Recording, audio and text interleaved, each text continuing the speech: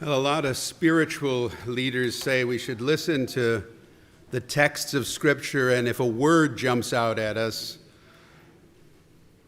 pray with that word. Well, there were a lot of words we just heard, so I got more than one. The words that jumped out at me today are grumbling, testing, quarreling, and hope. Sounds a little like a law firm, doesn't it? Grumbling, testing, quarreling, and hope. And I want to add two more that didn't actually appear in the text, but that have been ringing around in my head while I've been praying with these words. And those words are control and trust. Control and trust. So what's with all the words? Is this a homily or a crossword puzzle? Well, we are now a few weeks into Lent. We have a few weeks left. And I mentioned that first word, grumbling, because the Israelites grumble in today's first reading. And maybe we can sympathize, especially if we're also at a point where we just want the sacrifices of Lent to be over. What was I thinking anyway? Why did I think it was a good idea to give up those frou-frou lattes from that little drive-through place on the way to work? Can I just go back and forget the whole thing? That's pretty much what the Israelites ask Moses. They want to have things back the way they were. At least when they were slaves, they knew what to expect. Out roaming in the desert, not so much. The chosen people of Israel, like the rest of us, tend to grow in their relationship with God by taking one or two steps forward and then another step or two backwards. That's progress, but it's not in a straight line. And it's the same for us. We advance, we fail. We trust in God, we turn away. We rejoice, we sin. It's the pattern in all of salvation history, and it's the pattern we see in our own lives. Now, today's story about Meribah and Massah is familiar, I hope. I hear those words pretty much every day. They appear in Psalm 95, which not only is the responsorial psalm that we just sang, it's also usually the first psalm prayed every day as part of the church's liturgy of the hours.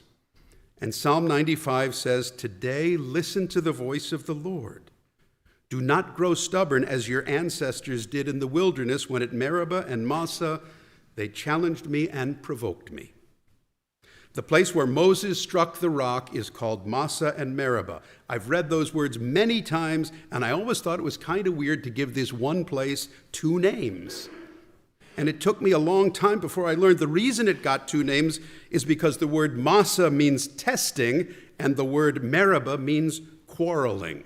The people tested God there. They quarreled with Moses there.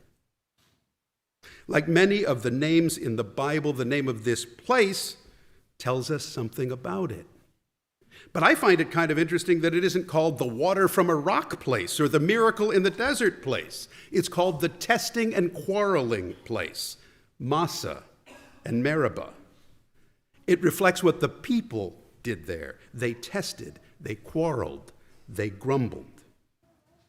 God had performed miracles from plagues in Egypt to crossing the Red Sea, to manna in the desert, to now this miracle where Moses strikes the rock and water literally flows out of it, and they still complain. Why? Well, as a control freak, I have a theory. I suspect they may have felt uneasy because they weren't in control. I suspect these Israelites seek to feel some control because they want to know what might happen next. Sure, they were unhappy in Egypt, but at least they knew what to expect. And knowing what to expect helped them feel just a tiny bit of control in their lives. They were slaves, but at least they weren't wandering around not knowing where they would get food and water. I also should point out other place names in the scripture today, because just before this passage in the 17th chapter of the book of Exodus, the text says that the Israelite people left the desert of sin and came to a place called Rephidim, which means place of rest. They were emerging from sin, moving toward rest. The metaphors pretty much write themselves. Sometimes we marvel at how impatient the Israelite people seemed to be during their time in the desert. They quarreled, they tested, they grumbled. But then I wonder how different we really are. I wonder how many times I experience God's grace one moment and then forget it the next. Personally, I find that often it's when I want to be the one in control that I quarrel and grumble. I felt that way. I remember when I would come to this chapel and they had to take my temperature and I had to sit 6 feet away from other people and I had to wear a mask so that my glasses fogged up. Some of you have probably had that experience of waiting in the doctor's office to hear what the test results are. And I'm sure all of us have had the experience of completing and turning in the exam, but not having the grades posted yet. It's in that in-between, uncertain place, the place where I have no control, the place where I simply have to wait and see what happens. That's where I get a little crabby. Wanting to feel in control can be detrimental to my relationship with God. In fact, I would argue that to truly follow God, we need to let go of some of that need to feel like we're in control. Now, that's not the whole of the spiritual life, but it's a significant part. Just giving up control, however, doesn't solve everything, because we see in this story of the Samaritan woman at Jacob's well, here's a person with almost no control. She's not very popular in the town. She's had 5 husbands and is living with a 6th man she's not married to. And that sounds kind of scandalous. May not be her fault, though. The law of Moses said that a man could write a bill of divorce if he became displeased with his wife because he finds in her something indecent. Now, it could be that she had affairs or lived a scandalous life, but it also could be that she couldn't have children, or that she was displeasing to her husbands in some other way. They were the ones who decided. She didn't have a say. And remember, women in Jesus' day couldn't really hope to survive, or most of them anyway, without support from a father or a husband or a son. It may be that when things went sideways with that first husband or two, she had to keep remarrying just to survive. Now, whatever the reason, it seems clear that she did not live a life where she was in control. Also, as with Massa and Meribah and Sin and Rephidim, we probably should look at the name of her town, Sychar. The word means liar or drunkard. Now, maybe that's why she waited till noon to get water. Maybe she was waking up from a bender the night before. Who knows? Now, this is a very rich gospel. Lots of points about faith and prayer and who Jesus is and who God is. But I want to focus less on what they say to each other and more on how the encounter itself unfolds.